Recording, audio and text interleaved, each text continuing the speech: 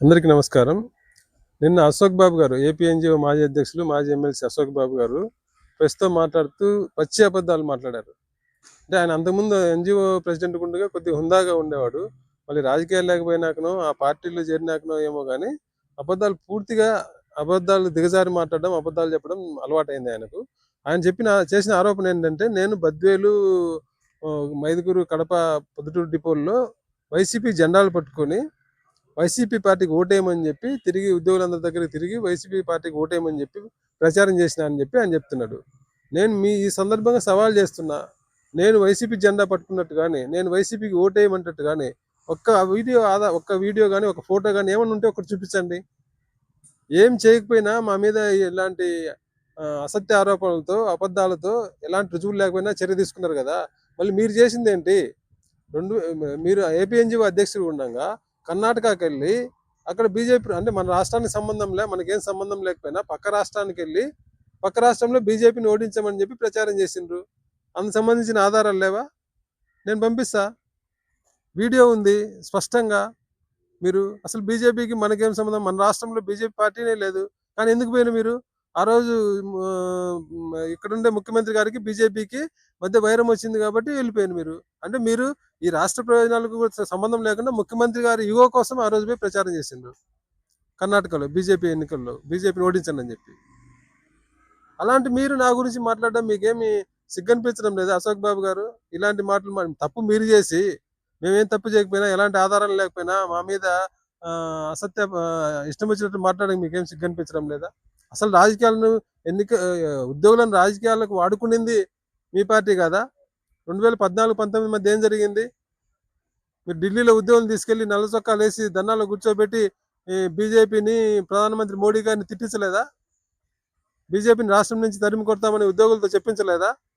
బీజేపీని రాష్ట్రంలో ఒక సీటు కూడా గెలవనివ్వమని ఉద్యోగులతో చెప్పించలేదా? వాటన్నిటికి వీడియోలు లేవా? అంత క్లియర్గా వీడియోలు, సాక్ష్యాలు ఉంటే వాటిని వదిలేసి ఏం లేకపోయినా, అంటే మీ ఉద్దేశం ఏంటి? మీ ఉద్దేశం కానీ, మిమ్మల్ని మోసే పచ్చ మీడియా కానీ, పచ్చ జర్నలిస్ట్ కానీ, వీళ్ళంతా ఉద్దేశం ఏంటి? ఒక పార్టీకి ఏమైనా చేయొచ్చు మనం. ఒక పార్టీకి ఊడిగం చేసినా అది మంచిది, అది మంచి నాయకుడే. ఒక పార్టీకి అభిమానంగా ఏదైనా ఒక చిన్న ముఖ్యమంత్రి గారు ఏదైనా ఒక మేలు చేసినప్పుడు మంచి చేసినని మాట్లాడితే అది బాధ. అది రూల్స్ విరుద్ధము, అది కండక్ట్ రూల్స్ విరుద్ధము. రాజకీయాలు చేయడము, రాజకీయ పార్టీలు పనిచేస్తున్నామని చెప్పడము, ముద్రేయడము, మీ ఇష్టం వచ్చి చర్య తీసుకుంటారా? అధికారం ఉందని మీరు చేసుకుంటే నిలబడతాయా? ఖచ్చితంగా న్యాయ పోరాటం చేస్తాం. దీని మీద ఖచ్చితంగా మేము కోర్టులో గెలుస్తామని నమ్మకం ఉంది. కాకపోతే అశోక్ బాబు గారు చెప్తున్నా, అబద్ధాలు చెప్పడం మానుకోండి.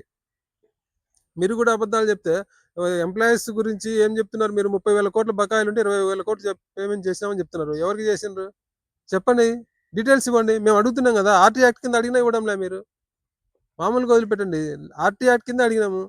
గత ప్రభుత్వంలో బకాయిలు ఎన్ని ఉన్నాయి, మీరు వచ్చినాక ఎన్ని బకాయిలు అయినాయి, మొత్తం మీరు పేమెంట్ చేసినట్టు ఎన్ని, మిగిలిపోయిన బకాయిలు ఎన్ని అని చెప్పమని అడుగుతున్నాం. చెప్పండి. మీరు 20,000 కోట్ల బకాయిలు చేసినామనే నమ్మకం మీకుంటే, మీరు ఖచ్చితంగా చేసి ఉంటే, నిజంగా చేసి ఉంటే చూపించండి. ఇవి ఇవి చేసినామని మేము కూడా ఒప్పుకుంటాం. మేము కూడా బాగా శబాస్ బాగా చేసినామని చెప్తాం. అంటే ఏం చేయకుండా మిమ్మల్ని పొగుడుతూ ఉండాలి. ఉద్యోగులు మిమ్మల్ని ఏం తప్పు చేసినా, మీరు ఇచ్చిన హామీ అమలు చేయకపోయినా ఉద్యోగులు మిమ్మల్ని పొగుడుతుండాలి, మిమ్మల్ని ఏమనకూడదు.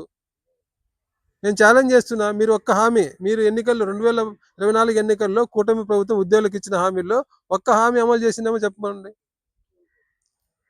ఒక్క హామీ, 2 ఏళ్లలో ఒక్క హామీని అమలు చేసిరా? 2 ఏళ్లలో ఉద్యోగులకు ఒక్క మేలు, ఈ 2 ఏళ్లలో ఈ ప్రభుత్వం ఉద్యోగులకు ఫలాన్ని మంచి పని చేసినామని చూపిమనండి.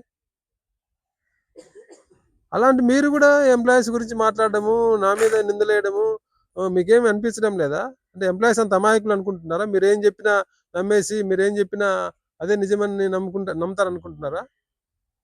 ఖచ్చితంగా ఎంప్లాయీస్ సమయం వచ్చినప్పుడు దీనికి సమాధానం చెప్తారు.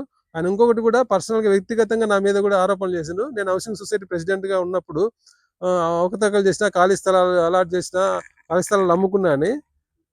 మా హౌసింగ్ సొసైటీ ప్రెసిడెంట్గా నేను చేసిన, మా సచివాలయానికి హౌసింగ్ సొసైటీ ఉంది, మీ ఏపీఎన్జీఓ హౌసింగ్ సొసైటీ కూడా ఉండింది. ఏమైంది? మా సొసైటీ ఎలా ఉంది, మీ సొసైటీ ఎలా ఉంది? ఈరోజు హైదరాబాద్ వెళ్ళి చూద్దాం పదా. మా సొసైటీలో ఎంప్లాయీస్ అందరూ హ్యాపీగా ఇల్లు కట్టుకున్నారు, అక్కడ రోడ్లు వేసినాం, డ్రైనేజ్ వేసినాం, హ్యాపీగా ఉంటున్నారు. మళ్ళీ మీ సొసైటీ ఏమైంది? మీరు ఒక్క ఉద్యోగికి ఒక్క ఫ్లాట్ అలాట్ చేశారా? మీరు 31 కోట్లు ఎంప్లాయీస్ నుంచి కలెక్ట్ చేసిండ్రు. ఆ కలెక్ట్ చేసిన డబ్బులంతా ఏమైంది? ఒక్క ఎంప్లాయీకి రిటర్న్ ఇచ్చిండ్రా? దాని మీద వచ్చే వడ్డీ ఏమవుతుంది? ఎంప్లాయీస్ నిధులంతా అడ్డగోలుగా తినేది మీరు. మళ్ళీ రివర్స్‌గా మా మీద ఆరోపణలు చేస్తారా? ఏమయ్యా సిగ్గుండదు ఇట్టాంటివి మాట్లాడేటప్పుడన్నా కొంచెమన్నా ఉండదా మనిషికి? అరే! ఏం మాట్లాడుతున్నా నేను? నేను చేసిన తప్పేంటి? అవతల మీద వాళ్ళ మీద ఇలా అంటే ఎలా ఉంటుందనేది మీకేం అనిపిస్తదా? ఇది పద్ధతి కాదు. మీరు మంచి మనిషి, పెద్ద మనిషి అనుకున్నా గాని మీరు ఇంత దిగజారి మాట్లాడతారని నేను అనుకోలేదు. అంతేనా ఇది? కరెక్ట్ కాదు. మీరు తెలుసుకొని మాట్లాడండి. వాస్తవాలు తెలుసుకొని మాట్లాడండి. మా సచివాలయంలో గూడా ఎవరినో రామకృష్ణ అనే అతన్ని సస్పెండ్ చేసి జైల్‌లో పెట్టినవంటే ఎవరిని పెట్టావయ్యా స్వామి? ఎవరిని అడుగు, సచివాలయం ఉద్యోగిని ఫోను చేసి అడుగు, నీకు తెలిసినోళ్ళుంటారు. వాళ్ళు మీ దగ్గర సానుభూతి కోసం నేనేదో ఇబ్బంది పెట్టినా అంటే మీరు దగ్గర తీసి 2 పనులు చేస్తారేమో అని చెప్పుకుంటారేమో గానీ, మేము ఎవరిని అట్లా ఇబ్బంది పెట్టలేదు. సచివాలయ ఉద్యోగులు అందరికీ తెలుసు నేను ఎలాంటి వాడినో. తెలుసుకొని వాస్తవాలు తెలుసుకొని మాట్లాడు. నిజాలు మాట్లాడు. పెద్దవాడివి, నాకంటే వయసులో కూడా పెద్దవాడివి కాబట్టి నీకు సలహాలు ఇచ్చేంతటోడిని కాదు. మీకై మీరు తెలుసుకోండి. మీ ఇంట్లో వాళ్ళని అడగండి. వేరే వాళ్ళని అక్కర్లే. మీ ఇంట్లో వాళ్ళని అడగండి. మీరు మంచిదో కాదో చెప్తారు. వాళ్ళే చెప్తారు. కాబట్టి వాస్తవాలు మాట్లాడాలని చెప్పి మీ మీ ద్వారా కోరుతున్నా అశోక్ బాబు గారు.